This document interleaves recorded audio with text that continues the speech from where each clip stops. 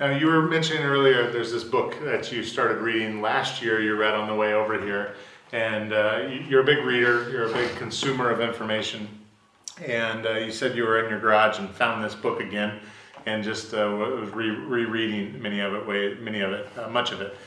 Deviate, the science of seeing differently. Yeah. Tell us the concept there. Give us the gist of that. 'Cause if you read it both times, and your trip last year to Romania and here again, and when I read a book, I mark it up and I absorb it. But so I'm one of those guys that I like to go to a bookstore and find books that are unusual. This is a book on the neuroscience of perception.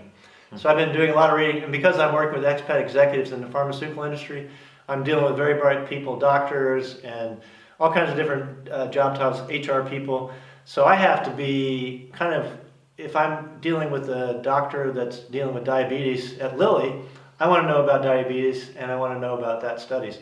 I'm working with some neuroscientists, I want to know what's happening in neuroscience. I also work with the spouse that's not working.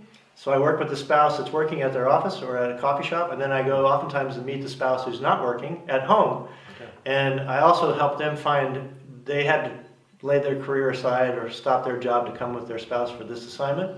So I oftentimes work with the person who's not working, helping them find a job.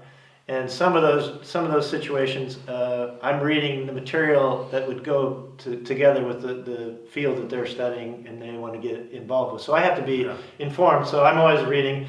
And when I was looking at this idea of seeing differently, this idea of perception, we all come, if 10 of us were sitting here talking about an issue, we all bring an assumption to that table. And I don't know what your assumption is. I'm assuming you're thinking like I am. Well, guess what? None of us are thinking, and then you throw the cultures in, and so when we're trying to put that building together and lay out the foundation, we had 5 countries with 5 assumptions, and we tried to come together and we had to use English, which was the common language that everybody could speak. So some people are using their second or third language, so their brain is thinking a different way, and at the end of the day, we did not find a common meaning, and basically what we're finding in neuroscience is that there is no right or there is no reality out there until we co-create it. It's just an idea that we're going to do a building. We come together and we talk about that, and then we know the different pieces that go into it. But we have to go co-create that from the ground up. And as soon as we start, we run into issues because we all have different assumptions.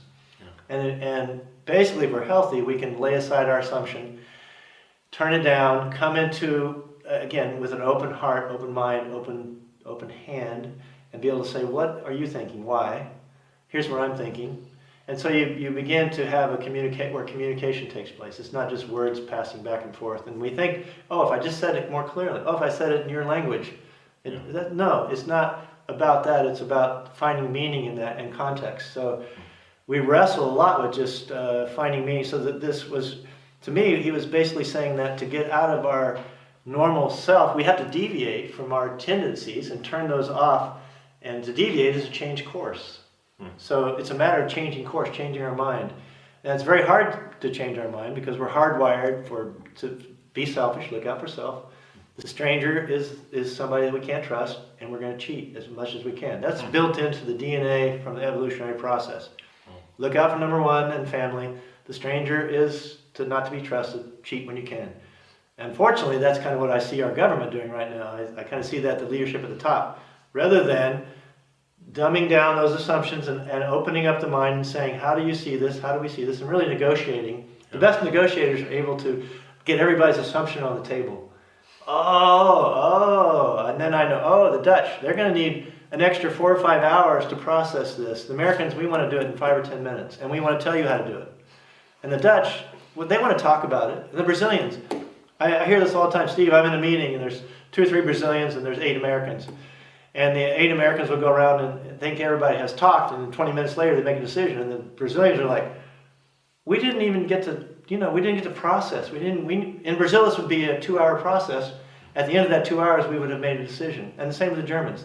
We make a decision with a small d, and we can change our mind. You Americans, you guys say one thing, you do it, and then you change your mind. Yeah, but no, we want to have a decision with a capital D. So by the time we make that decision, we're all behind it, we're ready to go, Yeah. and we go 100%. The problem is they don't want to change then, and they go forward. That's the Germans, the Dutch, the Americans. So you begin to run into cultural issues, and if you can understand those, and you can remind yourself, okay, Steve, just relax a little bit. Yeah. The Dutch are going to require a little bit more time, and the Germans to decide this. So just relax. The board meeting can be 8 hours instead of 2 or 3. I learned that early. Then with the Norwegians, I love the Norwegians. You can have 10 businessmen in a project, and they're all participating in this, and you don't know who the boss is. You don't know who they have an egalitarian, both men and women are equal, and they share, they trust, they are so easy to do business with. They have to trust you, and you have to trust them. And once that trust is there, it's a situation where there's a lot less conflict. There's a lot less. There's just not a competition. There's no hierarchy. They're not out to impress anybody.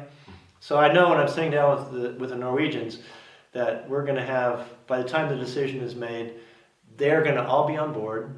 And I don't know who was the final person to say yes or no, but I think they all collectively said yes or no together. Yeah. And so it's kind of fun. Every time we're in these situations, we're learning about how each culture handles it and how do the Romanians handle it. Yeah. And the Romanians are looking to see how we're handling it. So we're learning from each other. So that piece is exciting. And this was just a book that helped me remind myself that we have to go co-create reality, but we have to lower our assumptions. We have to turn those down and then hear each other. And then, is this what I heard you say? This is what I heard you say? Yeah. Can we give each other that freedom to say, this is what I heard you say? What did you hear me say? Are we agreeing on this? And we have a very short period of time to judge somebody. Can I trust this person? Are they safe? That's the first two things we look at, and we don't know that. Our radar, in less than 1 second, I know whether I'm going to trust you and you're safe. When I met Ryan, he said 2 sentences, and I said, I love this guy, I trust this guy, I know where he's coming from. And I really did say that. And Marshall said, Steve, you need to come over because you're going to meet somebody that you probably need to meet. And I had that split second, I realized the kindred spirit. Yeah. I realized that this guy can be rough and tough, and I've learned more about him since then. It's very appropriate. And I see that in you now. As a leader, you're going to be more aggressive, you're going to be pushing, you're going to be visionary. And I appreciate that, and I understand that. And it can look tough at times, but I understand that. And so I was able to say, I trust you, and you're safe. And that's what we're looking for in a relationship, especially when we're taking somebody off the street. They're going to see us. Can we trust you guys? And are you safe? And we're trying to, that's the message that's hard to get out at times in a short interview or something. But because we've been here 20 years now, we have a good reputation. We go into the hospitals, we go into the prisons. So most people kind of know, they've heard about us. We've done a lot of training. Yeah. So our credentials have been earned the hard way. Yeah. And we've had success and failure, but gaining somebody's trust and knowing that you're safe, that's the foundation for a relationship. And from there, you can move mountains,